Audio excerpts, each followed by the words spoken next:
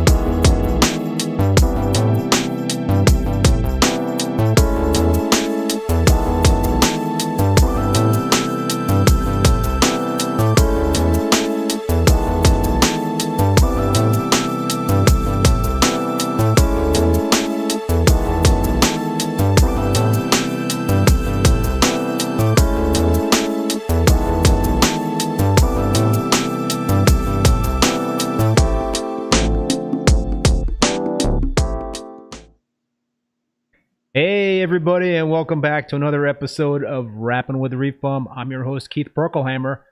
So today, my guest is Joe Muscat, who's also known as TUSI on the Reef discussion boards. Hey Joe, what's up, man? How you doing, Keith? Thank you so much for having me on your show. I'm really excited about this conversation, man. We've got a lot to talk about here. Joe, oh boy. I was just gonna give the folks a little bit of background that might not know you by your real name, but by your screen name there, TUSI. Just to remind folks, Joe's tank was the Reef to Reef Tank of the Month this past July, and this is actually the second time Joe's tank was featured on Reef to Reef, and that is the first time. The first time was back in 2015, but this was the first time in the history of the forum that any tank was featured twice for the Tank of the Month spotlight. So I'm really revved up here, Joe, to dig in terms of this tank and talk all about it. Before we chat, got to take care of a little business here, and I want to thank the show's sponsor, Bulk Reef Supply and Ecotech Marine. I really appreciate them supporting the show, and I also appreciate all you folks tuning in. I see there's a lot of folks tuning in and some familiar folks out there. Reefaholic, I see Wade Riles, lovely one, is tuned in. Braveheart Reefer 525. Who else? Sherry's Reef. What's up? So, as in past episodes, we really encourage you folks to ask questions in the chat and just pepper Joe with your questions. I also want to do one last piece of housekeeping and let you folks know that Rappin' with ReefBum is now available in the podcast format. We're on Spotify, Google Podcasts, Apple Podcasts, as well as Stitcher. So if you can't catch us live, you can catch the audio portion of this show on those platforms. So Joe, man, thanks for taking the time to join us on this live stream. No, thank you, and thanks for making this show available to all these reefers. I call it a live forum where we could sit down and chat and have a conversation and exchange ideas and things that we do. I mean, different from each other sometimes, obviously. So thank you, actually. Well, I'll tell you, I always learn something new in these shows, and I'm sure I'm going to be learning a lot of stuff in terms of how you like to keep a reef tank, and perhaps there could be a lot of things that we have in common, but maybe there's not. But that's the beautiful thing about keeping a reef tank. There's no one set way to keep a reef tank. Absolutely. I mean, everything is like whatever I say, on this show it's what I do, my opinion, and in theories, it doesn't mean, it's going to work for everybody, but they do work for me. And it's what I always preach to friends of mine, reefers, and people who, reach out to me is that I always said, keep it simple. Don't complicate things, because we get in trouble most of the time because we complicate things. Yeah. There's too much products available nowadays, too many electronics of testing and guidance, and things like that, and we're relying too much on them, where if something fails or it doesn't work, 100% to the T, and you're relying on your levels on these electronics, your tank is going to do very bad. And when you realize that your probe wasn't properly calibrated, or your media was a bad media, and you had a bad result, and you go by it. So to me, it's like old school is still working for me. Keep it simple.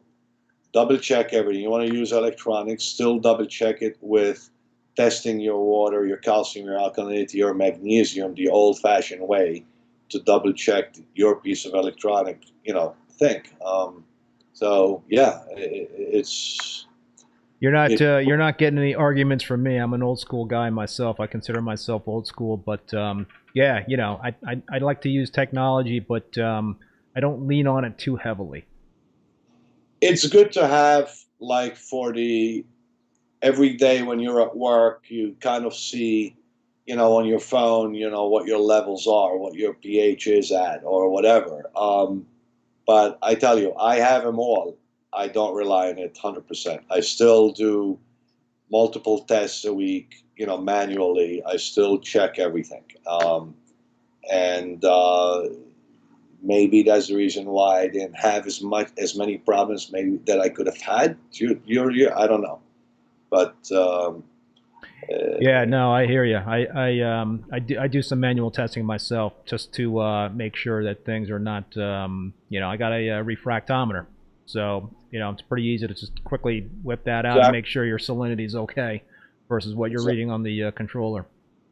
And when it goes off, you could calibrate it easily with a little tiny screwdriver, versus the other pieces that are electronic. It's going to give you a reading. How do you know that it didn't go out of calibration 2 times after you used it? You say, oh, I calibrated a week ago. It should be good. That's what I mean.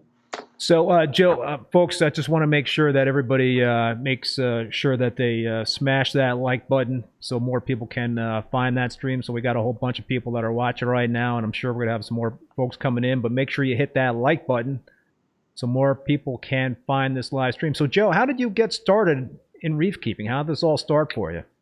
It is a crazy story. When I was in school back in I'm actually from Malta, a small island in Europe, in the middle of the Mediterranean, where I was in a biology class where we had a guppy fish tank in there, fresh water, and it was like fascinating. A million of them in there, and that's when it started. Like, I want to have an aquarium. So the little island where I came from, there wasn't, products available at the time there was not even silicone at the time. That's how far back I go. And I put this glass tank out of steel frame, and I held the glass like we hold glazing with the glazing putty, not knowing that that's going to release into, that's when it started. Wow. And then when I migrated to America, I had a lot of freshwater tanks, discus tanks, angelfish. Then I always wanted the salt water. So I had a saltwater fish only. About, I would say about 25 years ago. That's a good way to start, you know?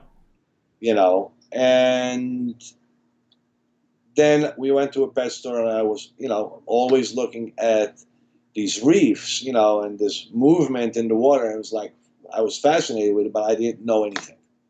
So, believe it or not, my tank was built by Aquarium Adventure at the time. I paid them to build my tank. I told them what I want, how I wanted it. So hold, this was your first reef tank?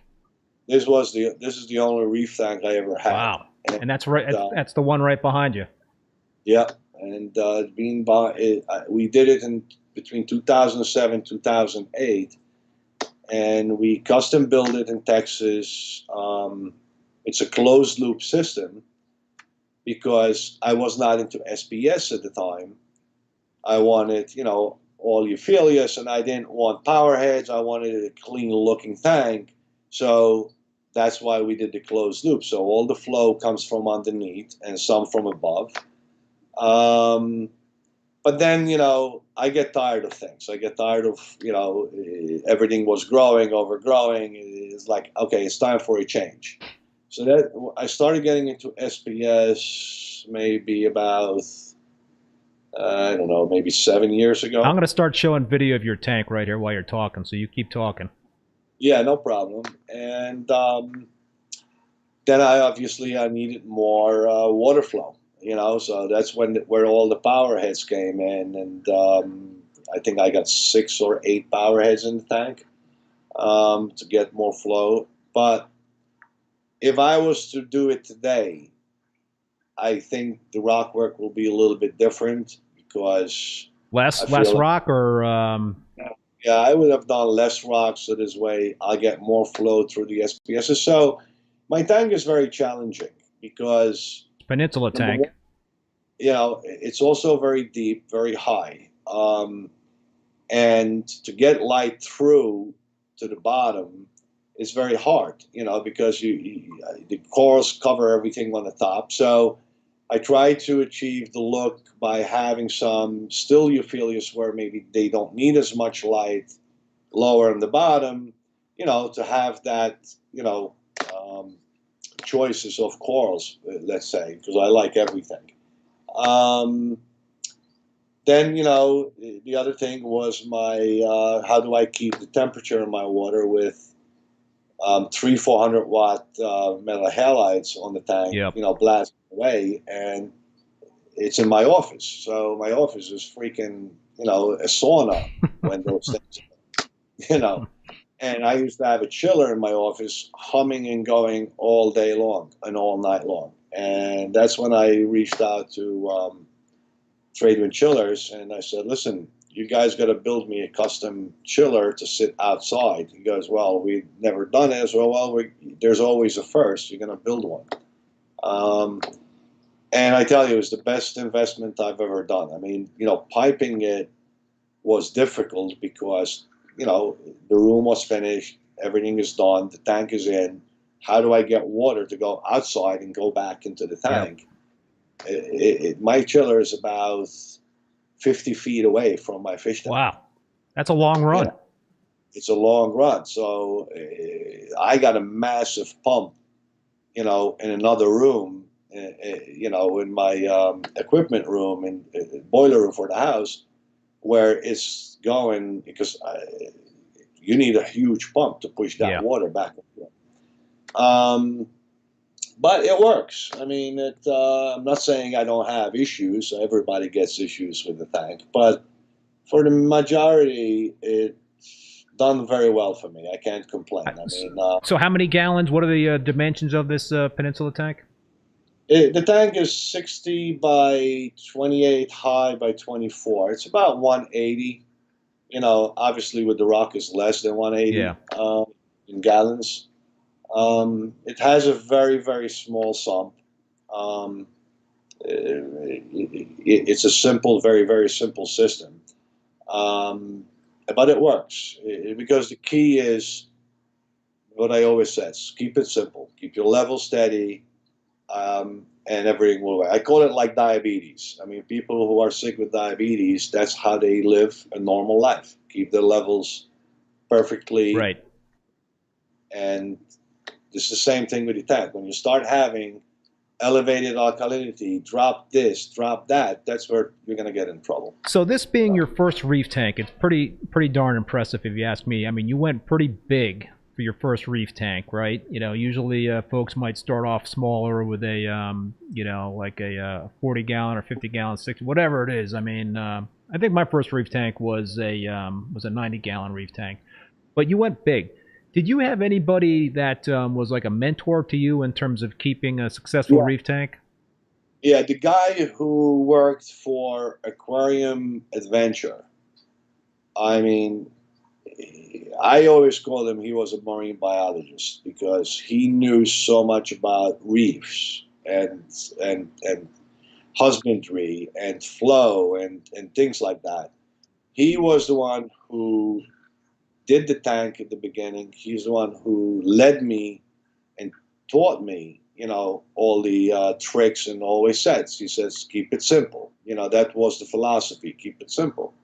Then obviously, you know, you have other mentors. I mean, you know, when I got in trouble, you know, like Dan Riegel in Pennsylvania. I mean, you know, he'd been in reefing way before me. You know, I reached out to him a few times when I got in trouble at the beginning. He helped me.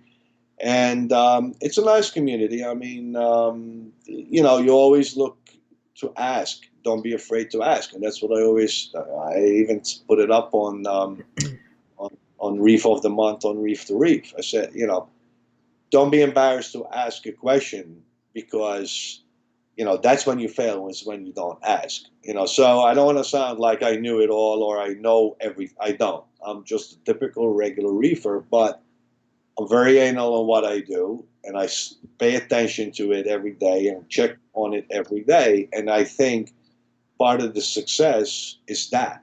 It's not that I'm doing anything more than most reefers do every day. It's maybe they're not putting in the time, or, you know, I always says, all you need is 15 minutes a day. That's it. Look at your corals, look at your animals, make sure everything is happy, everything is going good, because the first thing that tells you something isn't right is what you see when you look at a coral and it's not happy. You know, why is it not happy? Is there red bugs? Is there flatworms? Is there why is my fish disappearing? You know, how did they die? Where are they? Who ate them? How come I don't find it? So you got to pay attention, you know. So you mentioned something being anal, and I think that's an excellent trait for a reef keeper is to be anal. And yeah, you know, I think when you're having success and you've got a good formula that's working, you got to stick with it, man. You got to like just keep doing what you're doing, and try not to stray, try not to do too much experimentation. I mean, experimentation is fine in reef keeping, and I do it certainly, you know, pretty often. But you know, you gotta take some, you gotta minimize that risk, and not try to overreact to certain conditions within the tank. So you mentioned that the tank is 28 inches tall, right? Is that something that you would potentially want to change if you went with a different tank? Is that just kind of a bit too tall for you in terms of getting in there? It's too tall to reach when you need to get to the bottom. And the other problem with my tank is that I can only access it, because this is the little that I knew when I built it. I only access it from the office side. So when I need to get on the other side, you know, I got to remove lights because it's so tight to get in there. You know, and I can only do certain work when I'm doing a water change. So the water level is like, you know, 10 inches below the surface. So this way, you know, my face is not in the water. So it's a very, very hard tank to maintain the way I maintain it. And believe me, another person would say, the hell with this. Man, I'd go bananas if I could only access it really easily from that one side. I mean, that would be tough, man, because you've got a ton of growth in that tank, and I'm assuming that you've got to get in there and do some pruning pretty often.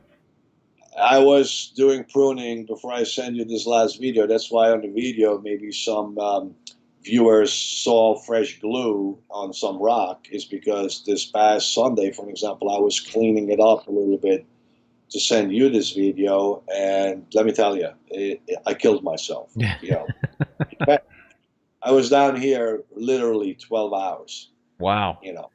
Because the minute you try to touch, do get to something, you knock something out. Yeah, no, for sure. And I got a lot of live rock branches where there's a lot of and I mean, it's a nightmare. But yeah, so definitely that will be one thing that I will not do again, is a deep tank, unless it's a tank that is, a 2,000, 3,000 gallon tank. Right, then you can justify that height then, yeah. Then you have to look at different ways how to, get into the tank. So we got a question from Flipper's Reef, who's asking what your parameters are. What are your key parameters there, Joe? My parameters, I keep them, alkalinity, basically, I like to keep them around 8.25 to 850, 8.50. And I'll say the reason. I mean, there's a lot of reefers that like to keep it natural, like seawater, which is around 7. Yep. You always say when you're playing that game, it's low. You're playing with fire. Yeah. You'll have a little problem, and your alkalinity drops to 6. You're gonna have problems. Yeah. There's not a real cushion there for air. There's no cushion for air. So. Magnesium, I'm at always 1450, close to 1500. It's always high. I like to keep it very high. Calcium is at 420, between 420 and 440, depending, what the alk is to the magnesium. It's always, balancing out.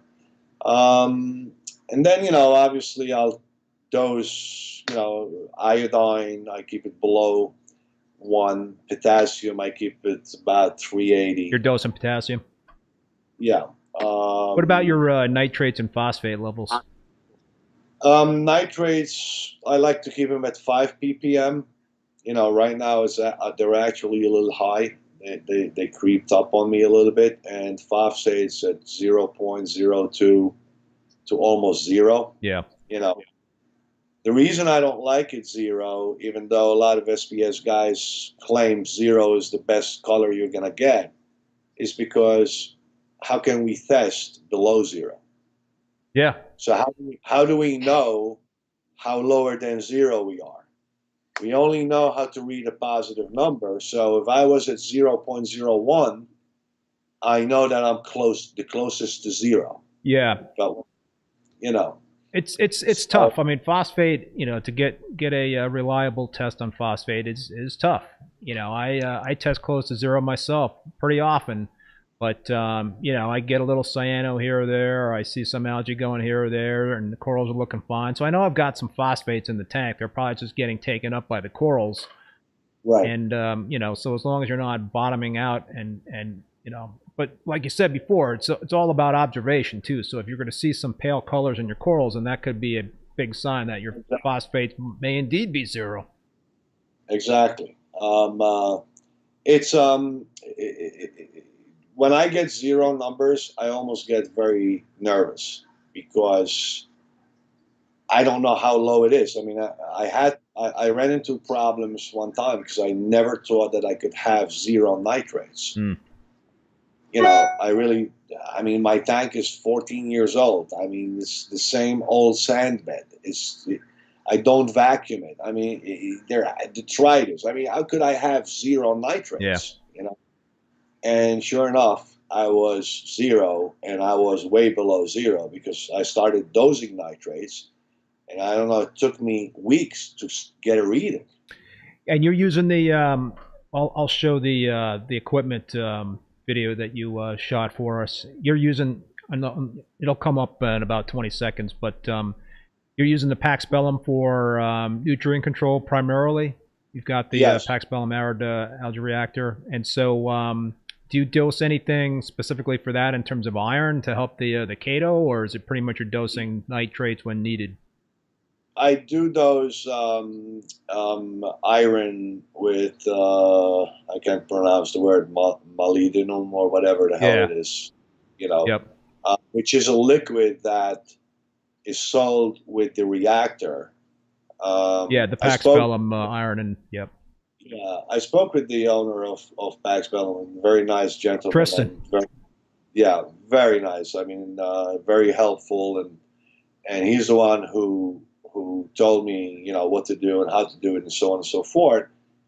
And his theory was, which I tried to work with that theory, and I had success with it. So I do believe in his theory. Is that he said you should have your phosphates to your nitrates 100 to 1. Yep.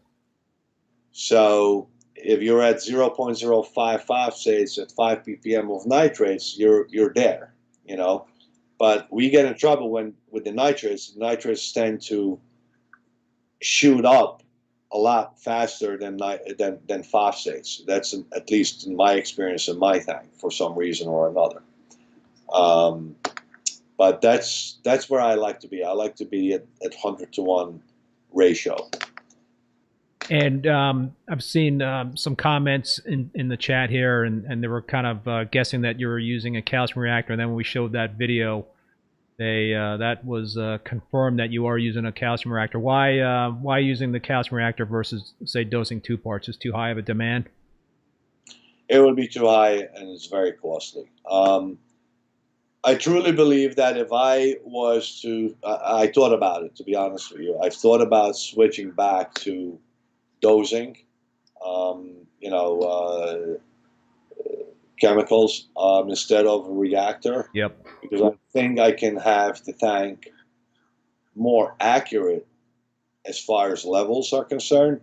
Because today's pumps and stuff like that and dosers, you could, I mean, incrementally do it. I mean, when I got the calcium reactor, for example, there were no dosing pumps. You know, I'm probably one of the first reefers in the United States that have a GHL dosing system. Yeah, I'm showing You a know, picture of the of your equipment right there, and you can see the Profilux 3 off to the left right. there. Yep. The first original Profilux that's still working. And even GHL, Vinny from GHL is surprised that it's still working. I mean, you know, Hey, there's you know, you could still get parts for that thing. So he goes, I don't even think I have those pumps anymore. I said, Vinny, don't jinx it. nah. But I do have a spare one just in case anyway. So I noticed the calcium reactor. I believe that's the calcium reactor next to the Pax Bellum. Is that a Reef Octopus calcium reactor? And if so, I don't recognize the chambers on those. It's a Vertex. Oh, Vertex. Okay. Yeah, it's a Vertex. They look the same. The thing with them is that when you change the media, you don't know what media you're going to get. So you don't know what that media, because it's crushed. Let's say you use the Reborn, Yep. right? It's crushed dead coral. So that dead coral grew with what? With what levels of alkalinity, what levels of calcium, what levels. So that's what you're turning into liquid, and that's what your tank levels are going to be. So I still have to dose magnesium to keep my magnesium, you know, to around 1450, you know, and higher, because the calcium reactor will not, you know, do it. But then, you know, you got to watch when you change the media, because you could get totally different numbers that you need to do adjustment. And that's why sometimes I feel that dosing liquids, it might be the best way. But in my tank, it will cost me a fortune. Yeah, for sure. I was a lot of people know this. I talk about this a lot, but I used to dose 2-part on my my established SPS dominant system, and I was dosing up to 300 mLs per day. You know, the 2-part, each 2-part, and that was killing me, man. It was just killing me. So I switched to a calcium reactor. I mean, I would have to have 5-gallon buckets, you know, which I don't have room where to put them. Yeah. It's my tank. I never thought that my tank will be this tank when I built this tank. You know, otherwise I would have Yeah. planned you know, a closet or something. I mean, where am I going to put all these liquids? So, Joe, let me ask you a question here. I'm looking at the, I believe I'm looking at what I think is the calcium reactor, and it's got two smaller chambers on the outside of it. Am I looking at the right thing there? Is that, what are those two smaller chambers for? Is that to absorb the excess CO2? I don't use them the way I'm supposed to use them because, to be honest, this calcium reactor became small for my tank for the amount of SPSs, but it's doing okay because I filled those small chambers. It's a good catch, actually, is that those are supposed to be filled with phosgard. Oh. So you are removing your phosphates. You know, when you're melting the media in the middle of big chamber, you know, you're gonna basically introduce phosphates in your tank through your media, because again, the crushed corals that you're melting grew also with phosphates, you know, in the ocean. Corals suck the phosphates, so that skeleton has phosphates in it. So those were supposed to be filled when Vertex invented this reactor, is to fill them up with phosgard. So as the liquid comes through the middle chamber, it gets, you know, purified, and the phosphates are removed with the phosgard. So you're not introducing more phosphates into your tank. Gotcha. That's interesting. So now you're just using it to have excess media in there to absorb the CO2? Yeah. And the other interesting thing is on the Pax Bellum, I could see, we're looking at it right here, it's in the center of the shot. You've got this calcium injection assembly, right? So you're essentially, the CO2 is being injected into the Pax Bellum, correct? Correct. So it's also giving the macroalgae to, you know, CO2 where it grows even faster. So, you know, so it goes that into the Pax Bellum, and then from the Pax Bellum into the sump. Gotcha. So, and somebody also noticed some ESV things that you're dosing. Is that the ESV potassium that we see there? No. The open jar with that yellow tube into it, what I've been having issues is the calcium reactor gets airbound for some reason. I've been having problems, and I've reached out to friends of mine that are having the same problems. It just gets airbound, and then the effluent going out, it stops. So on the yellow tubing, you can see there's a small hand valve that I open it to release the back pressure in the calcium reactor into that ESV little container. I do dose ESV magnesium. That's the only thing I dose. So, okay, you dose, I know you dose iron and the manganese, I'm sorry, the molybdenum supplement. You dose nitrate sometimes, and you dose that. Anything else in terms of any other trace elements that you're dosing to the tank besides? I do dose other things. I dose, you know, tropic marine trace elements, which is the A&K. Okay. Which has all the trace elements in them. Recently, I swapped the K with the back to active, where it's supposed to help with phosphates and nitrates to bind them together, and I'm just testing it, you know. A little experiment? Yeah, a little bit. I mean, you know, in Europe, they use it a lot. It's not easy to find purchasing it here, but I get it through Aqua Cave, who they do have it. The other thing I dose is a little bit of Nopox. Okay. You know, which is because I also carbon dose. Oh, you do? All of it. Yeah. So I am using that as kind of like my my carbon source, you know, my food. That's interesting. I mean, because you have a lot of corals in that tank that are probably absorbing a lot of the nitrates and the phosphates, I would assume, but you're still carbon dosing to Yeah. help get the bacteria population up to help with that sort of thing. Yeah, because before I couldn't keep my phosphates low enough for SPS colors and stuff like that without doing ROA, for example, or ferric oxide. And Keith, I hate cleaning that crap. I mean, especially in the wintertime. Every time, and then what happened was I found that I was losing corals because, okay, you put in a first batch, okay, and it's sucking all your phosphates.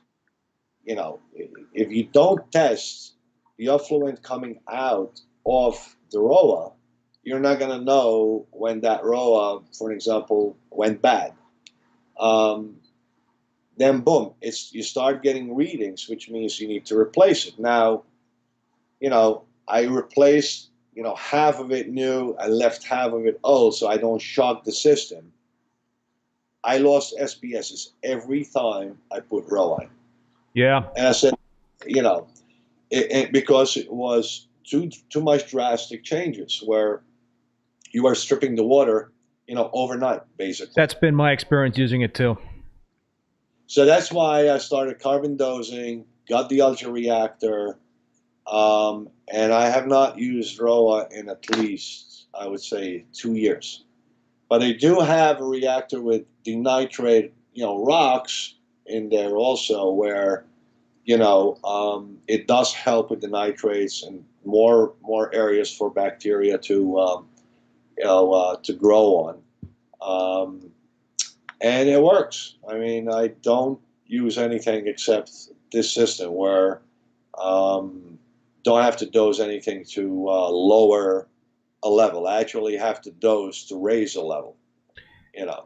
Yeah, it's that's interesting. So you're not dosing you're not dosing phosphate. You're just dosing nitrate every now and then. No, I'm dosing little phosphates right now and not nitrates. Nitrates are a little bit elevated. The phosphates are a little bit too low, and I like to bring them back to like the ratio of 100 to 1. So you make those adjustments by dosing the phosphate versus playing around with the carbon dosing. I do both. I lower. Okay. I adjust a little bit on both. But when you adjust your carbon dosing, you're not going to see a difference from one day to the next, and that's why sometimes you have to dose, because that's the only thing you're going to see that difference right away. Carbon dosing, to me, I've never done carbon dosing. I've just started to experiment with some bacteria dosing, on my my established tank, and actually my newer tank too. But I've always been afraid about carbon dosing, because if you go too far with it, then it could be bad. I mean, how did you kind of get your toes, dip your toe into that water? I always looked at it like too much bacteria, you're gonna get a bacteria bloom, right? So that is the worst scenario that I always thought about, but I never experienced it. So I started out with doing the that French company, what the hell is it called?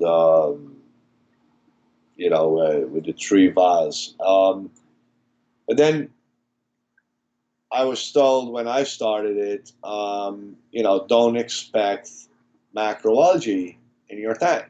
So if you like to look at a tank with rocks covered in that purple macroalgae and stuff like that, you're not going to have it if you carbon dose. Right.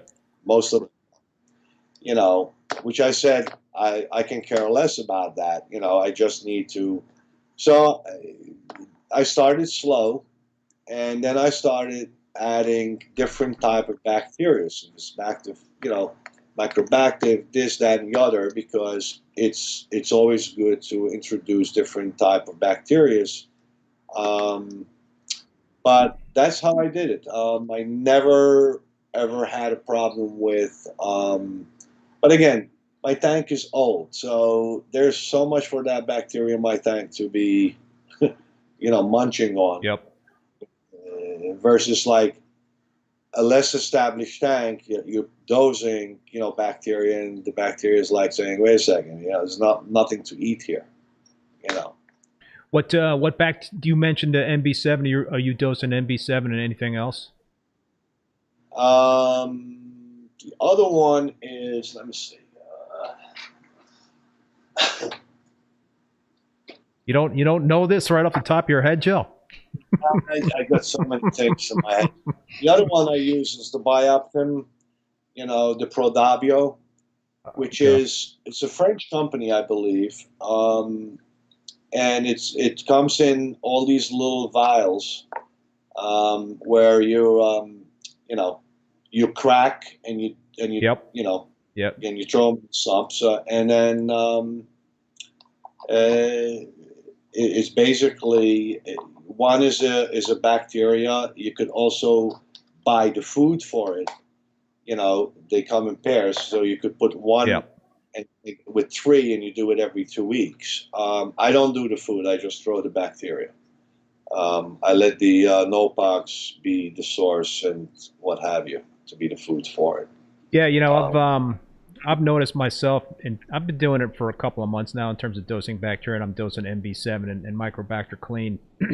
And, I have a couple of frag tanks that are plumbed into my established display tank. And, I was getting some green algae into those frag tanks, not necessarily into the display tank, not really in the display tank at all, but they were in the frag tanks, and I got a little cyano in the display tank, but I've started to dose those bacteria. I stopped the clean for a couple of weeks, and it actually did a pretty good job in terms of helping eliminate some of those green problematic algae in the frag tanks, and I stopped dosing that in favor of MB7, and the green algae started coming back. So I ended up, restarting clean, and so now I'm dosing both at the same time for both my tanks. And it's pretty good because I've pretty much decommissioned my Cato.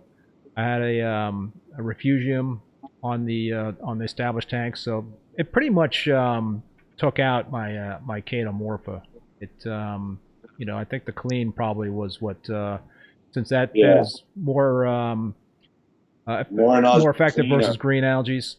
And I had a Pax Bellum on the Peninsula tank, and I've taken that offline. And my nitrates on both tanks are between 2.5 and 5, and phosphates are close to 0 at this point in time. So I mean, do you dose though amino acids? So I do not. I do not dose amino acids. I feed my fish heavily, and I definitely want to talk to you about your fish and your regime, but do you dose amino acids?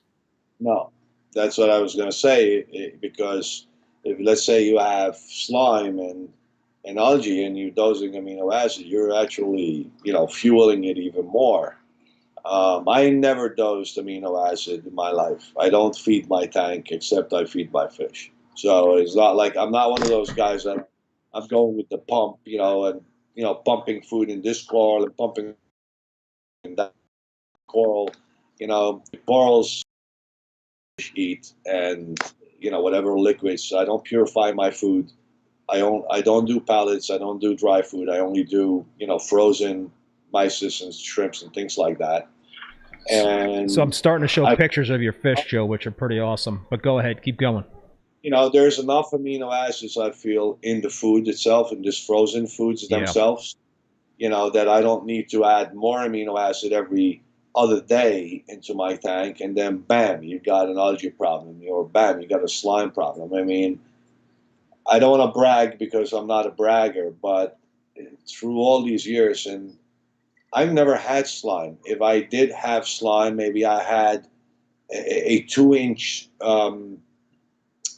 sand section on my sand of maybe a little bit, and I always blamed it against temperature control.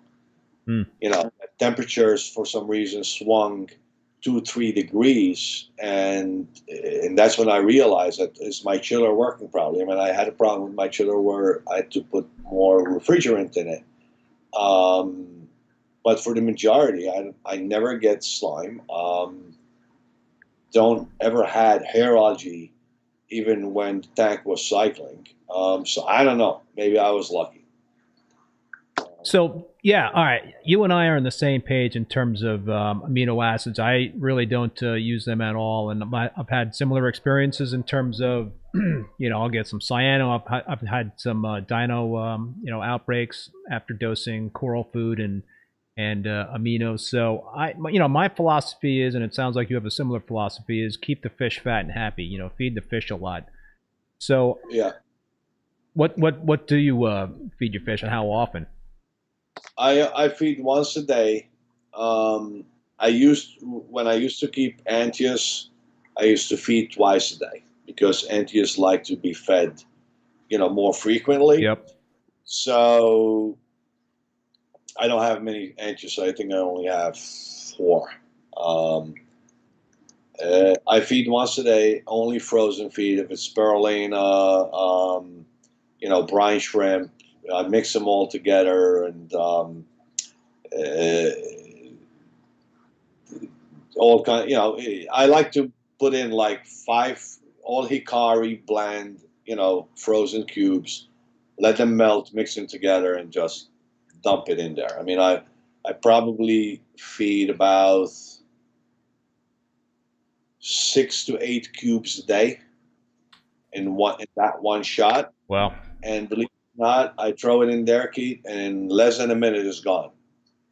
It's gone. wow. So that's a lot of food to throw in there, and I'm assuming that you've got a good amount of flow that's keeping it elevated off the bottom of the tank, and it's just kind of circulating through there, and the fish are picking it off. Yeah, it doesn't touch the bottom. I'm telling you, because again, mine is closed loop, so all the flow is pushing up. Closed So loop everything. does scare the crap out of me, but more power to you for having a closed loop, because I would never be that brave to have a closed loop system, but they're great to have. I wasn't brave. I wasn't brave. I didn't know. You didn't know. I was not brave. If I knew, I think I would agree with you. I don't know if I would have it. Well, for that next tank, I guess you could kind of change the plan there in terms of the flow inside the tank. So it is a peninsula tank, and I have a peninsula tank. My peninsula tank is 6 foot long by 3 foot wide by 20 inches tall. And what I learned quickly is that there is a challenge with the peninsula tank in terms of flow. And Yep. I have right now 2 MP60s and 2 MP40s on the end panel where the overflow is, and the viewing panel on that end, the side that you can see through the glass, that end, I have 2 MP40s. So I got a lot of flow in there, but I didn't start with those 2 MP40s on that end viewing panel. I try to avoid that because it is a little bit of an eyesore. Yes, you are basically so dead on to the exact thing I went through, to the exact same thing as I went through. I didn't want nothing on the opposite side of the overflow, and I started out with 2 tunsies, on the overflow side, because the tunsies, you could adjust the direction, however you like, which that with the closed loop was still not enough for SPS. So then I added 2 other tunsies, smaller, above them on the same side. And then I was having an issue where I was getting a film on the surface of my water where it felt like not all the water was going to the overflow. So that's when I had to put the 2 MP40s on the opposite side like you did. And that did the trick. But Yeah. it is difficult when you have a peninsula tank. It's difficult because not only that, like with mine with the closed loop, my overflow box is divided into 2. Oh, how so? Because that's how you get the water. So basically, when you look at my overflow, it looks like a regular overflow, but inside of it, there's a divider from top to bottom where, let's say, the left side have slots low in the tank and slots on the top, where that water is going to the pump, to a reflow dart pump. Yep. That sends it to a wave maker, before it sends it out into 4 locations of my tank. So basically, when the water is being shot in the closed loop, it's going to one outlet, then the wave maker sends it to another outlet, to the next outlet, so it's going in a rotation. So you got water going up, 4 different ways. So you get undertow forces going from top opposite each other. So it's like a tornado in there. But how do you keep the sand from not flying all over the place? Yeah. And it's basically by controlling, the force of the flow. I've been lucky. I'm showing the tank video again. It's so awesome that I'm showing it again. But yeah, no, I hear you. I mean, look, I do have some piping underneath where it's showing a little bit of salt creeps, which makes me nervous. But it's not that bad. So I do keep an eye on it. I mean, and the worst thing to do is put a wrench on it and try to start tightening it, because that's when you get into seven trouble. Just let it be. So Marcus's Reef is teeing up a question that I know you want to talk about this, and his question is, what has been his worst issue since having this long-term tank? And I think I know the answer there, Joe, because you and I talked about this, but go ahead. I had every issue on the books. So if someone thinks that my tank had no issues, they're wrong. I mean, believe me, my tank, I went through, acropora eating flatworms when I started with SBSs, not knowing what, could happen. How'd you get rid of those? Pull the infected corals out. That's how I got rid of it. Dip them. Look for the eggs. I mean, being anal the way I am, I noticed them right away. So wasn't like I had acropora eating flatworms for months before I realized I had them. Yeah. So it wasn't a very big issue. They were not all over the tank or anything like that. It was one of these Indo corals that when they started bringing them in from Bali way back then, that were all infected. So they weren't encrusted on the rock. You were able to just pull them out or did you have to pull out some rock as well?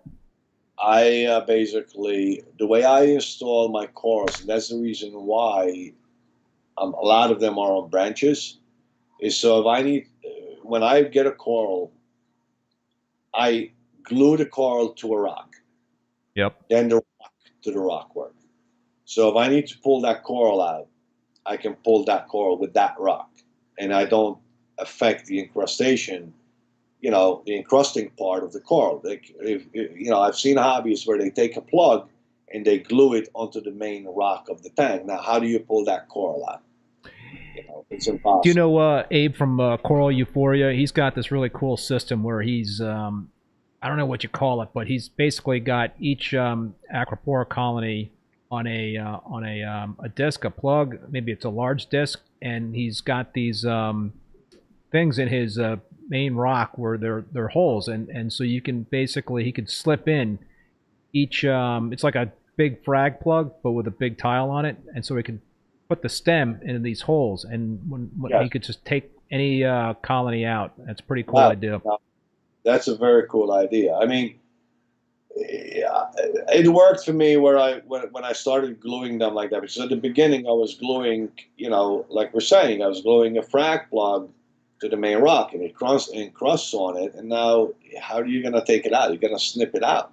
And if you have eggs, and that's where normally eggs tend to be, is like at the base and on the side of light and on the side of flow. It's always the opposite of a lot of flow and light. You're screwed. But that was not the biggest problem. The biggest problem was my bobbit worm. There you go. The bobbit worm. When I realized I have a 3-foot bobbit worm. Ooh, baby. That is a monster. It was a monster. How many years ago was this?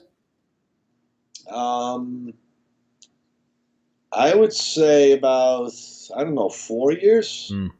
4 years ago, maybe 5. I don't remember exactly. But what was happening was I was always. I'm more fascinated with fish, to be honest with you, than corals. I was always a fish guy, so I was always running after the Femininus wrasse or the Lenardis or the Ginsani or the Airlie wrasses. And Keith, I don't know how many thousands of dollars I spent in fish that they were disappearing. Yeah. And what's going on? I mean, why I can't keep these fish alive? I mean, and I was not finding dead bodies. I was not finding anything. Like, where are they going? So, so one time, Gigantic tapeworm in your tank. I'm going around with a flashlight, looking in holes and crevices to see where's this missing fish hiding. I'm thinking I'm going to find it, right? Gigantic mantis shrimp, maybe. So to come across this hole where I saw spikes, and the minute the light hit this hole, the spikes moved. I'm like, holy mackerel, what the hell is that? So I came down at 4 in the morning with a flashlight, red flashlight. I put a red plastic bag over my flashlight because they don't see red. When you're looking with a flashlight at night, you put red, you could be looking at a fish right in the eye, and They're not going to see it. And what do you know? I see this bobbit worm fully out, extended, all the way up to the overflow. Really? You saw pretty much the whole worm, like 3 foot long? I have a video of it, which it's because it's dark and red, but if I pointed it to you, you see him retracting at one point, and it just it was scary. And now I'm like I'm not going to sleep. I mean, I got a freaking snake in my tank. You got a python in there. I'm afraid of snakes. So how the hell I'm going to get this out? It's on the bottom of my foundation of the rock work, in a rock that's about 16 inches by 10 inches. Mm. I mean, and this rock is holding my whole tank. I'm like, I'm done. This tank is done. There's no way. Yeah.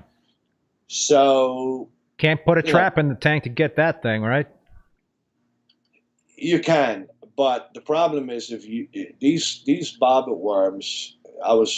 Then I started researching on them to learn a little bit before I go after this monster. And they tell you that the reason they're sectional is so they can break away easy. So if you grab it, it's going to snap in half. So you're going to get only half of it. You still have a bobbit worm. So then pretty much every time it snaps, you get another worm.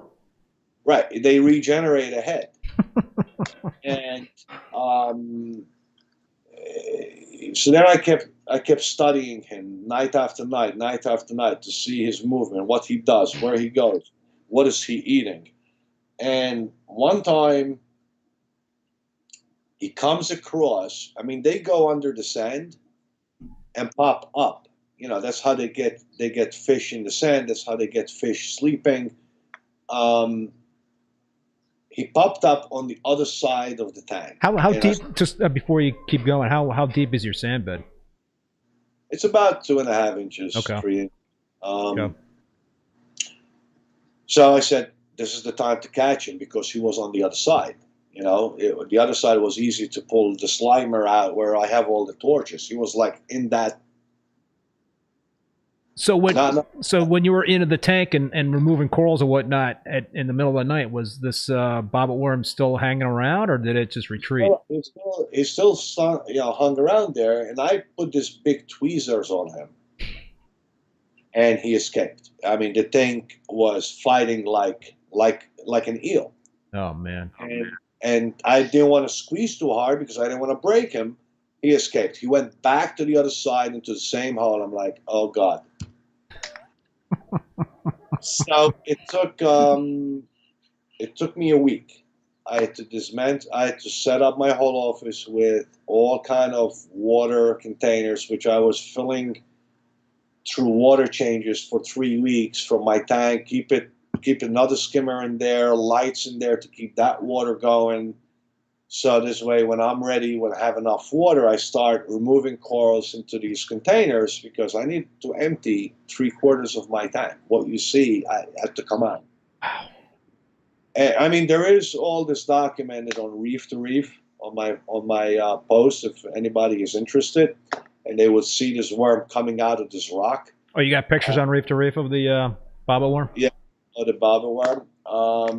And sure enough, he comes out of the rock. He goes 2 ways from the hole, and he snaps in half on his own. I didn't touch him, on his own. They tried to escape, but I put him together. He was still alive for 2 days. So I offered him to a pet store to put it in the tank. Did the pet store take it? I wanted reefers to learn to see what a bobbit worm is, so they don't have a problem like I had. But by the time the pet store came for it, it was dead. When I measured him, it was like 35 and something inches, 3 foot. That's just freaking crazy. Keith, I thought the end of my tank was there. I mean, I couldn't put everything back. I looked at these corals. I looked at everything. I'm like, I'm done. You know what? I'm going to just take everything to the pet store, let them sell them. Good luck to them. I'm going to clean this tank and I'm done. And my son and friends of mine in the hobby that know me is like, come on, you can't give up. Everybody knows you. Everybody loves your tank. It's like it is, you're going to do a disservice to the reef community. And it took me a week to put it back together. I mean, I killed myself. You talk about killing myself last Sunday cleaning, one side of the tank. Imagine putting a tank back together, and how can you put it back together with the same placing of corals? You can't. It's impossible. No, you can't. You can't. So when you won that first, when you had that first Reef Tree Spotlight Award in 2015, was the worm in the tank at that time? It was in there. I just didn't know. Wow. So the only thing it was doing was eating fish, not corals. It was eating fish, and very expensive fish. I call it the most expensive bobbit worm that anybody ever had in a tank. Well, I think I mentioned this to you before, or one of our earlier conversations before the show, and I had David Saxby on, from London, and he had a bobbit worm in his tank that was actually trying to eat through the silicone in his tank. Bored a hole in the silicone. I believe it because the truth is they eat anything. From what I've read about them, because I don't think there's enough studies on bobbit worms. There's few videos of divers catching them in the ocean, and the way they catch them is they see them in the ocean in holes, and they put a bait for them to come out, and they snap it like you're catching a little mouse. Okay. Yep. But it's not a very tight spring that you're going to snap it and cut him.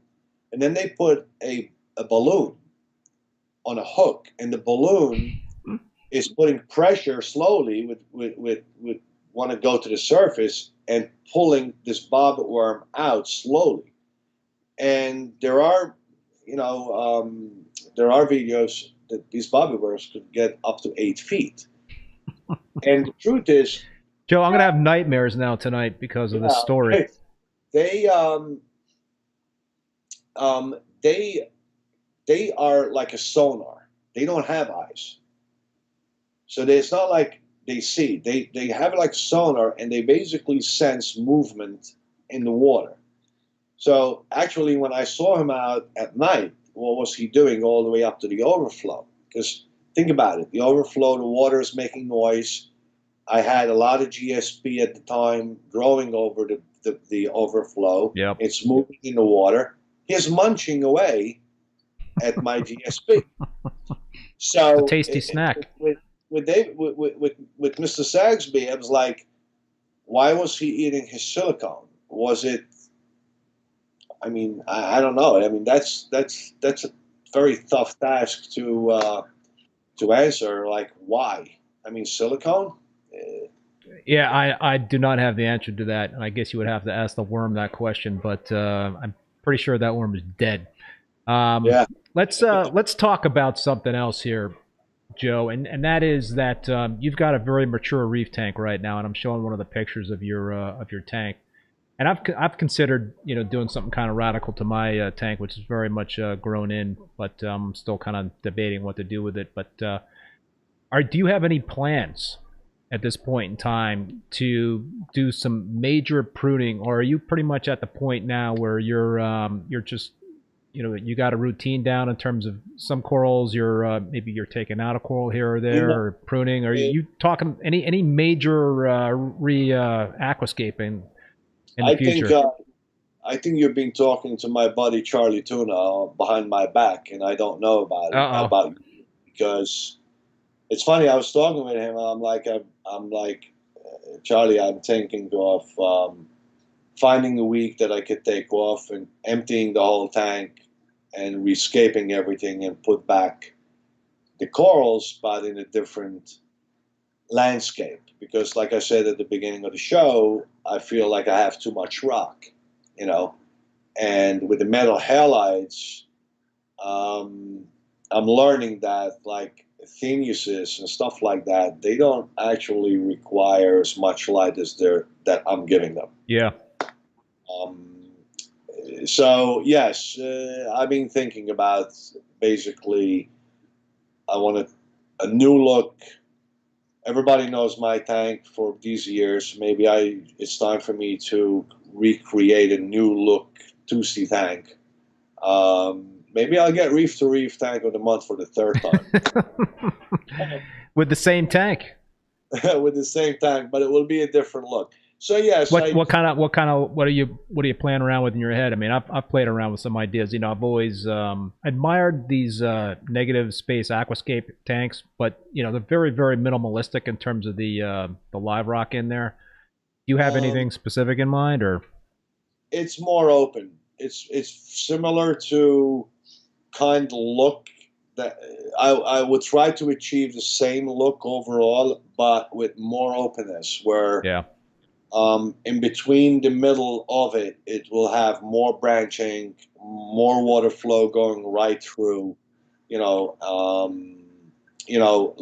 it a little bit, thin it in width a little bit also, so you have the wider parts lower on the bottom and the narrower parts on the top. I mean, believe it or not, that's how this tank is. It doesn't look like that because of all the coral growth. So the corals just go to the glass. Yeah, I've been thinking about it. But on the other hand, I'm like, you know what? Be happy with what you got, because masterpiece. You might be asking for trouble, because you're disturbing the whole ecosystem, and it's a risk. Too many fish. What is going to happen to the fish while I'm doing all of this? And yeah, you would have to, I would assume, take out the entire sand bed, put a new sand bed in. I don't think you want to reuse that sand bed if you're going to be pulling all that stuff out. And that would be, that's basically then at that point, it's like you're starting over a brand new tank. Yeah, but I mean, the idea that I've been kicking around, and I don't know if I have the guts to do it, but I was thinking about plumbing in another sump to my system, and doing like an NSA aquascape or something very minimalistic, and let that dry rock cook in that second sump for like 6 months, so it could, the bacteria can colonize and put some light over it eventually, and get the uglies out in that second sump. And then do and then when it's kind of like ready, then kind of do a slow swap, swapping out the rock in the main display for the dry rock, and just kind of do that over a little over time, but keep the live rock in the system, not pull that live rock out of the system. Yeah, you almost have to recycle something ahead of time, so you would still, have maybe smaller issues, but because that's what scares me with this. But at some point or another, I'm going to have to do something because my tank is sold, and the Rockwork is sold, where I'm dealing with Mijano right now, dealing with these vermiculated snails and things like that. Yeah. And look, it's impossible not to get one in and multiply. It's my theory. It's impossible. Yep. No, it's very, very tough. But and on the other hand, it's like if I was to go that far, then why don't I go bigger? Put an 8-foot tank, acrylic, in a different location. Oh, acrylic. That's because my tank is in my basement, and there's no way you're going to get an 8-foot glass tank into this basement. Have a custom builder come into the house and build it. Yeah, I mean that's another option. But if I was to, I think go through that, maybe I'll go. But again, so this is an interesting question here from. I lost the person that was asking this question, but Marcus's Reef. What has been the hardest coral for you to keep? He's not going to believe the answer. It's the red planet. Really, the a.k.a. red planet? Huh? That's been the toughest coral for you to keep? You believe that? Wow. I could not grow the red planet. I don't know why. I mean, you could talk about the fire knives, echinata. That's a very delicate coral, which I understand maybe why. But a red planet, I could not keep a red planet. I get frags directly from ORA, and they do well, They start growing, and bam, gone. Yeah, I had a 225-gallon tank in Connecticut, and I got the Red Planet frag pretty much right after ORA had released it. There was a lot of buzz going around, and that was like the coral to have. I mean, ORA was putting out some pretty sweet stuff like the Hawkins. There was this other one, the Purple Plasma. There was a whole bunch of really cool corals that ORA was releasing, and so I got my hands on this Red Planet frag, and man, I had great luck with it. I had halides like yourself, 20K 400 watt radium bulbs. It grew like a weed for me, and then I broke that tank down. I started this other tank a number of years ago, and I reacquired a frag, and it became tougher. So maybe it's kind of morphed a little bit, and it's become sort of tougher to keep. I mean, now I have it, and it's really, really encrusted incredibly well, but it's just starting to kind of table out on me. I mean, ORA at one point had lost their red planet, their colony of red planet. There was a time that they were not selling the red planet or the pearlberry at the time because they had a big problem. I mean, their colony was about 3 feet across. I have the Christmas Mirable, which is basically, to me, it's a red planet. Yeah, same kind of coral. And it's not a problem. That's not a problem. It's only the ORA red planet is what I had a problem with. I couldn't keep it alive for some reason. So I don't have a red planet in my tank. I have everything else except that. What's your favorite acro?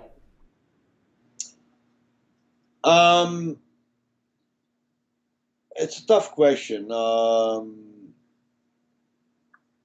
the hell is it called?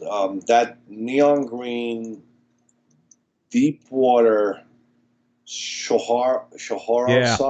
Yeah.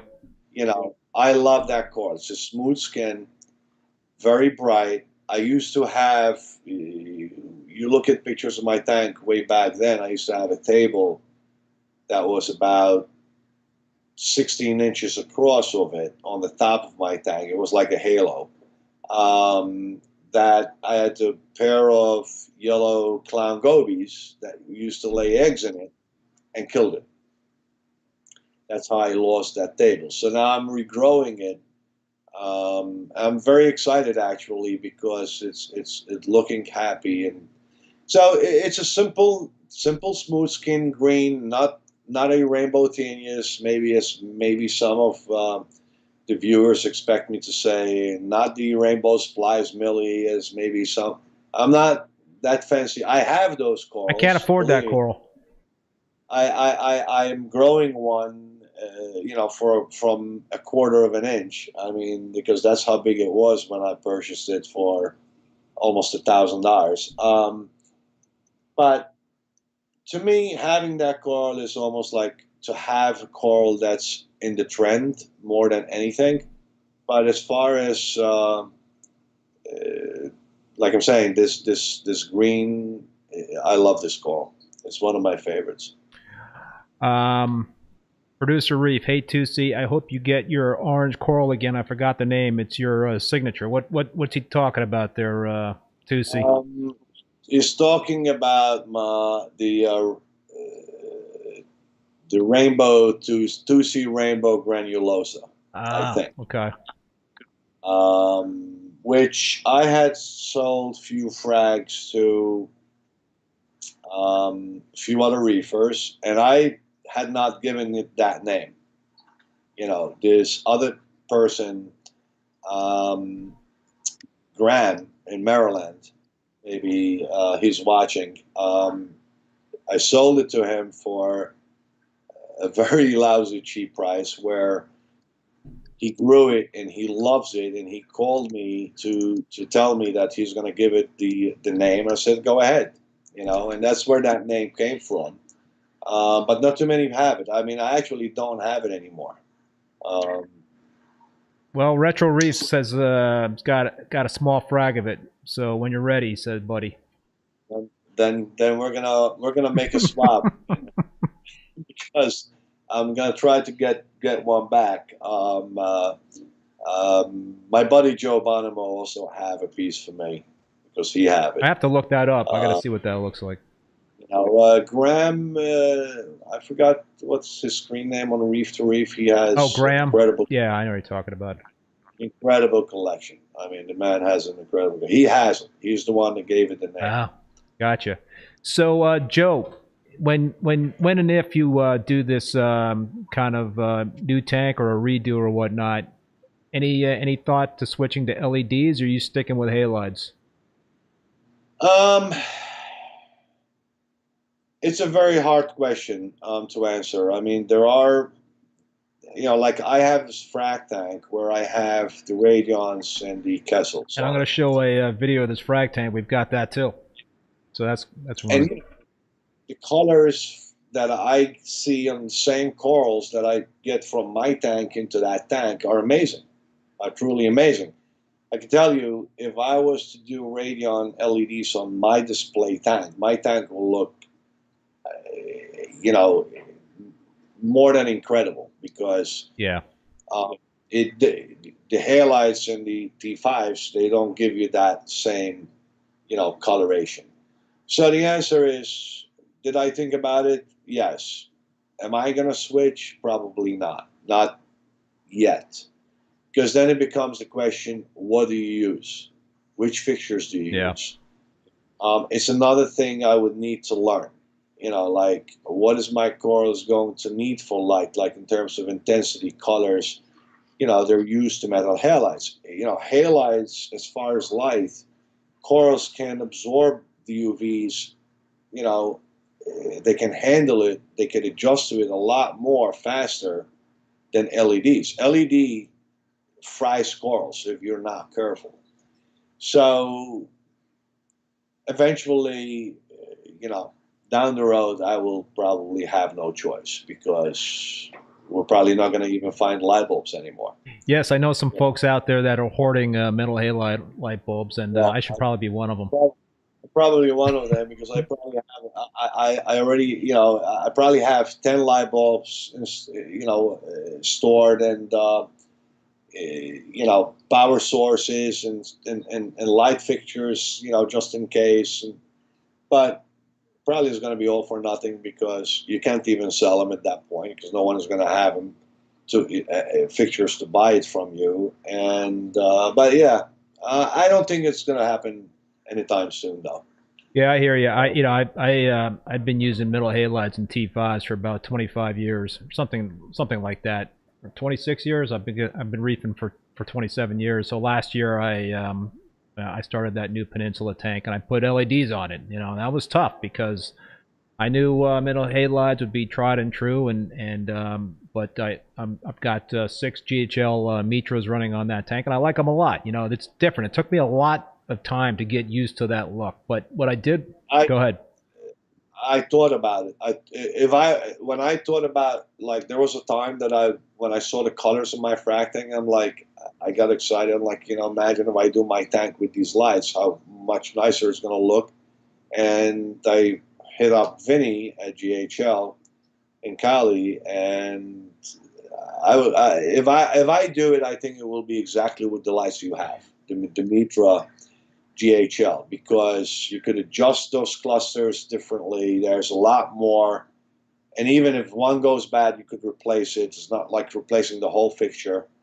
I wish they made them skinnier and more compact in terms of a look. They're a little boxy for me, but who cares? They're in a canopy. It's not like the lights are not out for display. But yeah, you're on the right track if you ask me. Yeah, Because those were the lights I would probably do if I was to do I it. like them a lot. You know, I've actually a guy on Instagram and YouTube. I don't know if you've ever followed Telegram out there. Great guy. He helped me. He did a solid for me. He created a profile for the spectrum. So he Okay. took basically he had some data on some 400 watt 20K Hamilton bulbs and some 250 watt 20K radium bulbs, and he created a plot to mimic that spectrum for me. Wow. So that's the spectrum that I'm using on the Mitras, is that mocked up 400 watt 20K, 250 watt 20K, metal halide bulb. And it's growing corals. They're colored up, and they're on their way. Yeah, I saw you have the Jackson Rainbow. Yeah. That's a beautiful coral. Yours is even actually nicer than mine. Where did you get that from? A guy by the name of Mike. You probably know Mike in Brooklyn. You probably met Mike. I'm sure. Yep. No. Yep. That's him. And Okay. I think he acquired that directly from Rich. That's his first name? I don't think he's on the hobby anymore. No, he's not. And the one I have is from him, and that was his security. Oh, He gave it to me. We were at his house through the club to see his cube at the time, and we were there, and he was happy I went, and he says, "This is for you. This is to put it in the safe, because if I lose it, I know you're not going to lose it." And that's how I have it. But I think mine is way too high up under the halides, although he grew it under halides. And I have to say, the way he had the color on that, I think only one I've seen, I can get those colors. You have him close, but who was this person that had the true colors like him? Was it Pirates Cove? Pirates Reef. Pirates Reef? I don't know. Yeah. Rich's was incredible. It had so many colors, and that was like during the time that rainbow tenuses didn't exist. Exactly. Right. And I think that's like this particular rainbow tenuous is actually worthy of its high acclaim, because it's just when you get the right colors out, and the colors we're talking about, the hard colors that get out of that coral. I wish I could bring up a picture, but it's on my Instagram. I have a video of it, and I saw it. You have a very So folks, go to my Instagram account. You can see the Jackson's rainbow tenuous. But the trick is to be able to get the reds and the pinks out of that coral. Exactly. And mine did well, like between 200 to 300 par under metal halides. Mine is getting like 700, and that's the reason why. And I put that colony that I took the video that you saw on Instagram, and now it's in the new Peninsula tank, and I've got it on the bottom of that tank. And at first when it was in that tank, and the par probably in the bottom of that tank, the meters, I was getting par values of like 400 to 500 easily at the top of the tank, and I had to crank them down a little bit. So probably the par values that coral was getting are a little bit higher than what it was getting before, and it did lose a little bit color, but now I think it's starting to come back a little bit more. Yeah, I mean, I mean, like I said earlier, I don't think geniuses need more than 250 to 300 par. I don't think they like. I mean, mine are getting more with the halides, but again, the halides for some reason corals tend to take it, more than LEDs. So if you give the same amount of par in LEDs versus the halide, I don't think the corals like it as much for some reason. Yeah. How often do you measure par, and is that a big factor in terms of your do you don't measure it all that often? I checked par in my tanks in all these years maybe twice. One time I had like 1,200 par at the top. Whoa! And I'm like, this is way too much. And believe it or not, corals were doing fine. What kind of bulbs are you using right now? Metal halide bulbs? The 20K, radians. Can't go wrong with 20K radian. 400 waters or 250? 400 waters. Yeah. I had 3 fixtures, 400 waters, and then I switched. I left the middle 400 and switched the other 2 to 250s because my ballast you could go 400 or 250. So that was that's what I did because I was pushing. I'm telling you, I was pushing. I mean, 1,200 par. It's insane. Yeah, that is insane, man. How many bulbs you have over the tank right now? You put your hand under the bulbs, you get blisters. You get a sunburn. Second degree burns.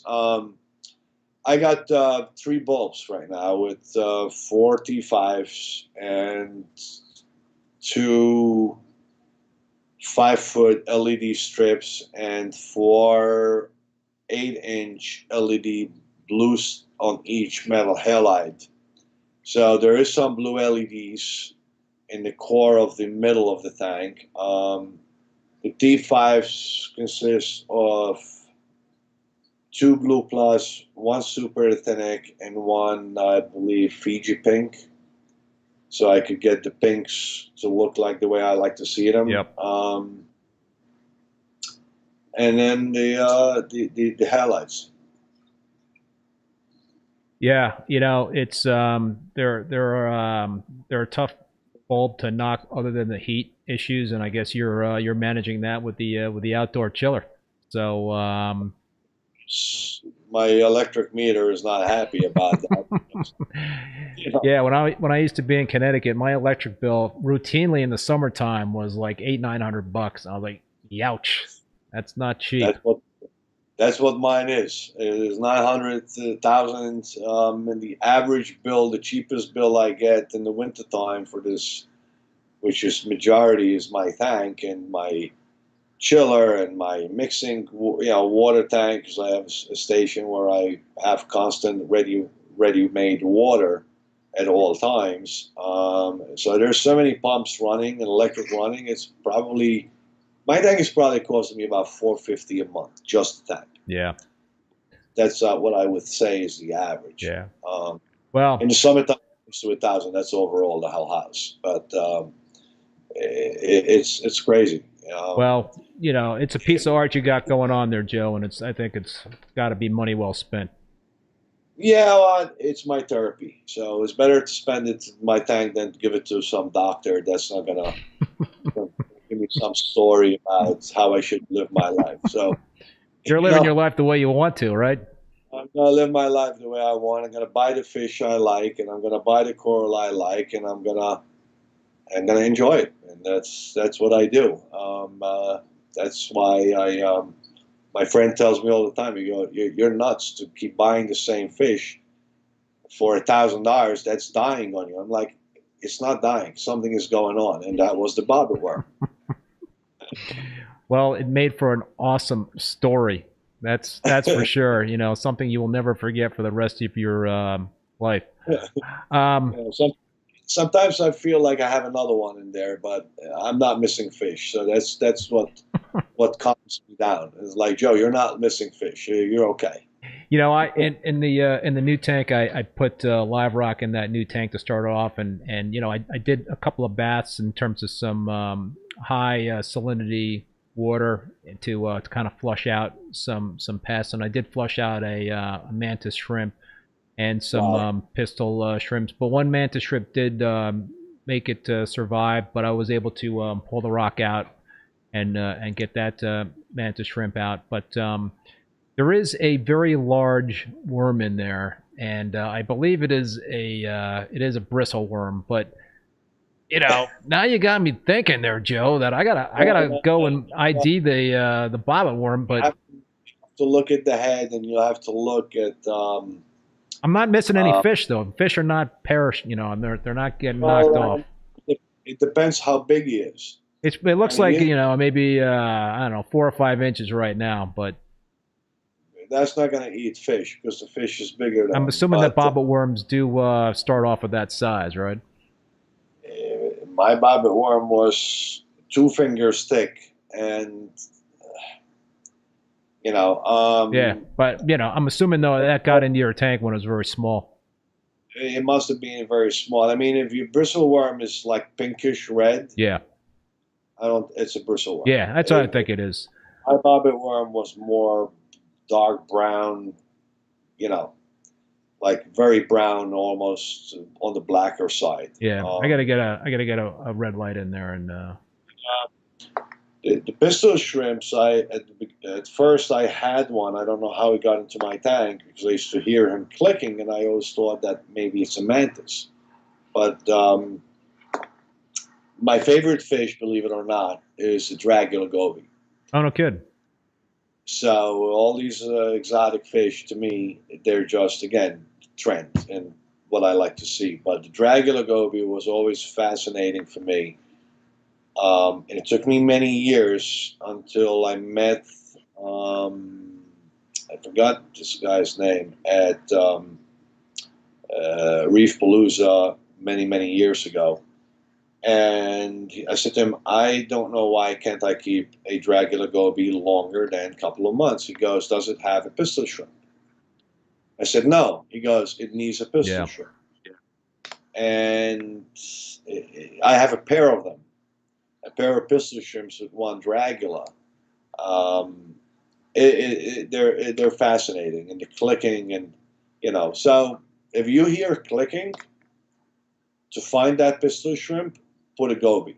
yeah. No, I think I still have at least one pistol shrimp in the tank, but Give it I a don't go. have. It's a bare bottom tank though. It's a bare bottom tank. Yeah, yeah. The goby will find the pistol. Oh yeah, They somebody, you know, they go together. I mean, you know, when I went through many gobies, I just put the fish in there. The pistol could be on the left side of the tank, and I put the fish on the right side. By the morning, or by the second day, they're near each other. You know, it's amazing. do you have a screen on the top of your tank to keep fish in that potentially could be jumpers or no? I have glass. My tank is covered with Oh glass. really? No kidding. Roast- Oh Yeah. As far as evaporation, I have minimal. So I don't even have a top off on my tank. wow. I don't. So that I must don't. also add to the heat though, right? Yeah, it's like you know. I have friends that they top off a gallon of water a day. I don't. You know, the only Hmm. top off I'm doing is the Kalkwasser because I do also Kalkwasser. I forgot to mention that, um, which I have to watch because it brings down my salinity. Yep. So I'm constantly having to, you know, add salinity to the tank by mixing, you know, very high salinity water to keep the level. Otherwise, if let's say I didn't have a Kalkwasser, my tank it just does not evaporate because of the glass. Interesting. What do you have your what's your pH range in that tank? It doesn't go higher than 8.15. If it hits 8.2, that's like high. I do pull in some fresh air to the skimmer from Yeah. outside. It does help a little bit. Yep. But my pH is not that high. That's the reason why I do Kalk. Without Kalk, I will barely reach 8. Yep. Yep, I dose Kalkwasser as well with my calcium reactors, and my pH is usually in the up to the 8.4, as a high. So If I have 8.4, I will be doing jumping jacks. I've never had it, yeah, yeah. So one more quick question there for you, Joe. What? Well, two questions, two quick ones. What salt do you use for the tank? Tropic Marine Pro. Tropic Marine Pro. I've been using that from the start. I've never. I used to use that years ago, but I've been using Instant Ocean. What about water changes? What do you do in terms of water changes? Depending on my nitrates, because like we all know, the best nitrate remover is a water change. There's nothing better than that. If I have, let's say, high, nitrates, I do one every week. Like in a 180-gallon system, I do maybe 30 gallons. Okay, that's good. That's a good size water change. But if my nitrates and phosphates are within check, I don't even do it. So there are times that I do a water change once a month. There are times that I do it 4 times a month, and that's having the regimen. Because if I'm dosing potassium and I'm dosing potassium iodide and I'm dosing iodine, I'm dosing this and I'm dosing that, right? Then why am I dosing that? If I'm going to do water change every week, I'm technically replenishing all of that. Yep. I hear you. So, all right, Joe. My last question for you: if you had to provide your top 3 tips for success keeping SPS, what would those top 3 tips be?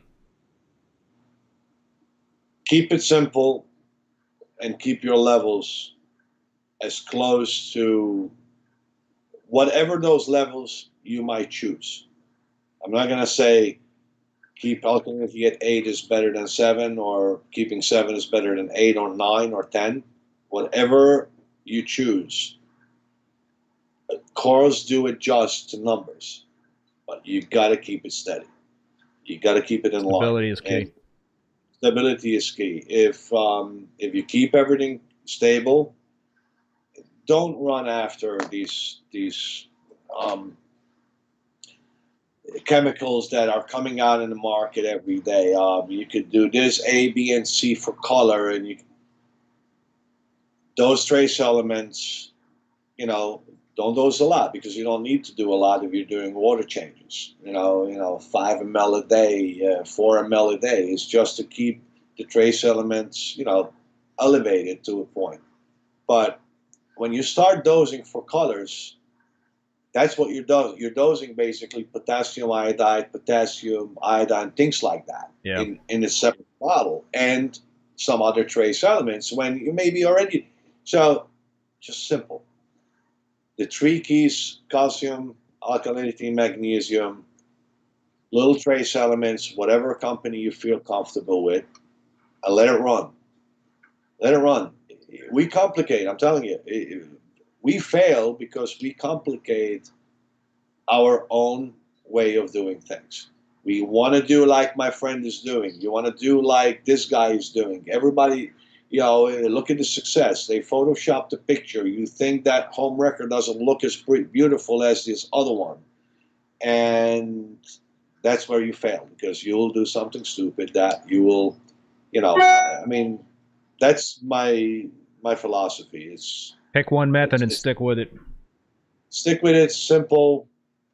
This hobby is not as difficult as people make it to be. We make it difficult, And if you don't follow the rules, this is my other line: don't get too cocky, because the hobby will humble you. Oh, it will. It will. Don't get too big for your name. And that's why I say I am just a reefer like everybody else. I just happen to be lucky that I succeeded all these years with a nice tank. but I'm not doing anything. My friend Charlie tells me all the time, "You're hiding things from me." I know. Listen, There's got to be something bad going on that you're not telling us about. you guys are hiding from me. You're dosing things in your tank that you're not telling me what you're secret. doing. Okay. Water is always clear, crystal clear. I mean, yeah, Charlie, I'm not. I told you everything. I'm not doing anything. I do dose sponge power, which I believe also in that sponges, the natural seawater, to filter water. So I do have a lot of growth of sponges in my tank, which I like that system from the cryptic system of what's his name, Tyree. Yeah.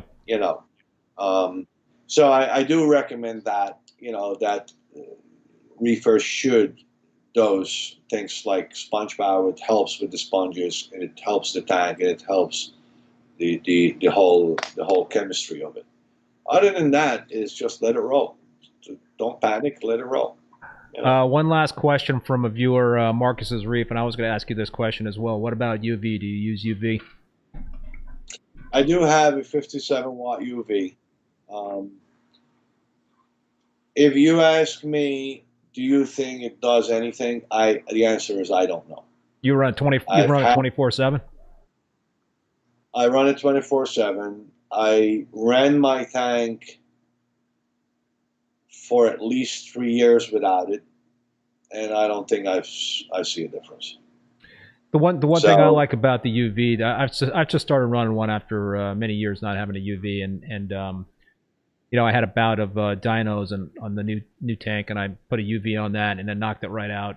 Luckily they were the free floating dinos, and so the UV took that out, and in a frag tank, my other system, I had some signs of some dinos. I don't know if it was a true outbreak or whatnot, but I put UV on that system as well, and it just kind of like knocked it out. So I like running the UV now, just to kind of be, as a preventative measure for dino flagellates, and maybe it will help a little bit with some fish disease. I know it's not going to be able to totally prevent that sort of thing, but and also the clarity of the water seems to be better. So I like it. Right. I don't think it's doing any harm. Yeah, I mean, I've been running it. Like recently, for an example, like 2 months ago, I wasn't running it because the Eheim pump, the impeller rusted.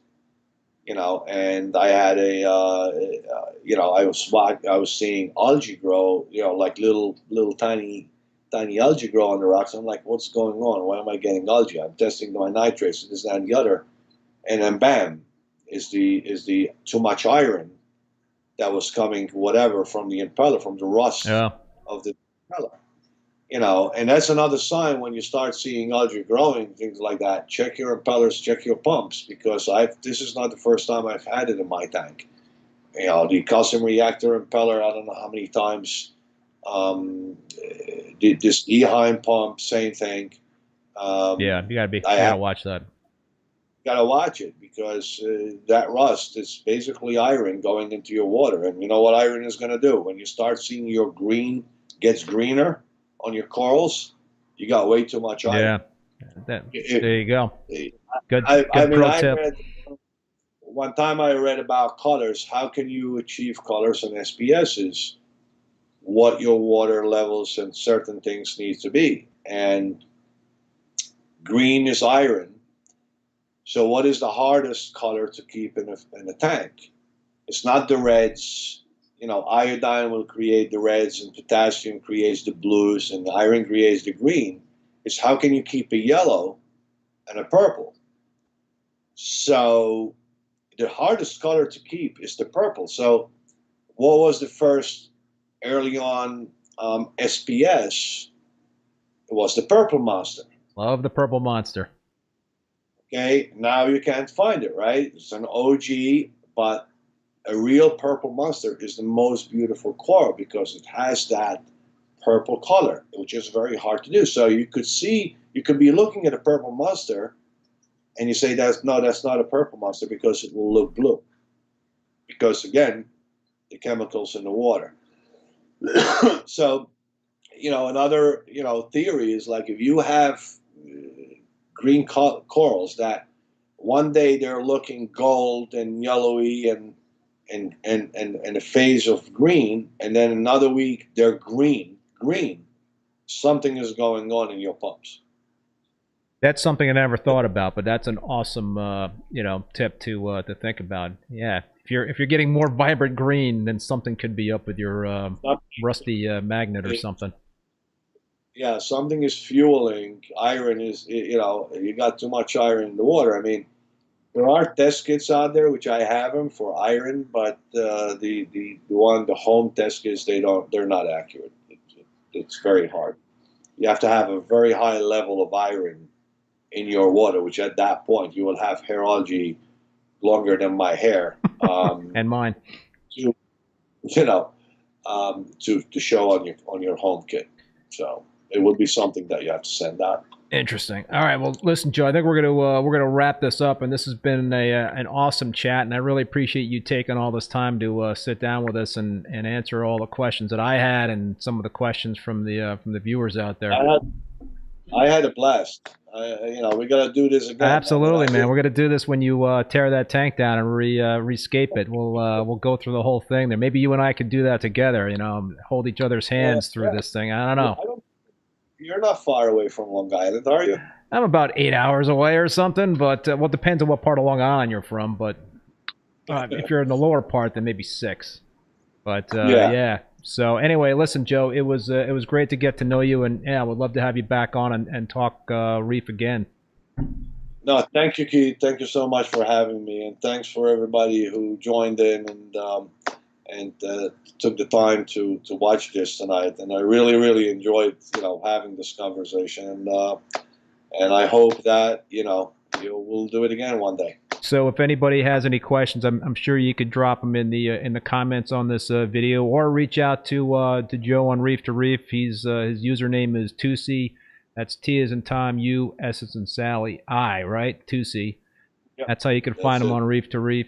And yeah, so that's going to do it for this show. And again, thank you, Joe, so much for being on the live stream. And I also want to thank the sponsors, Bulk Reef Supply and Ecotech Marine, for supporting the show. And also want to thank all you viewers out there for tuning in. And I really, really appreciate your support. I also want to remind you that these episodes of Rappin with ReefBum can now be found on Spotify, Apple Podcasts, Google Podcasts, and Stitcher as podcasts. So if you can't catch us live, then you can catch the audio replays on those platforms. So my next live stream, then this is going to be really interesting, Joe. My next live stream is going to be next Thursday, October 21st at 7 p.m. Eastern Standard Time. And I got a good friend, Dr. Rob Williams, who has no knowledge at all about reef keeping. He's going to take over the hosting duties in this show and interview me. And I have no idea what we're going to be talking about, but we're going to be doing it live in front of my tank, one of my tanks, and we're gonna have kind of like a little sit-down chat, and we'll see what happens. But I'm gonna hand the reins over to Rob next week in terms of the hosting duties. So it should be a lot of fun. Hope you folks tune in. Anyway, until then, I hope you be safe and be well, and we'll see you next time. Thank you.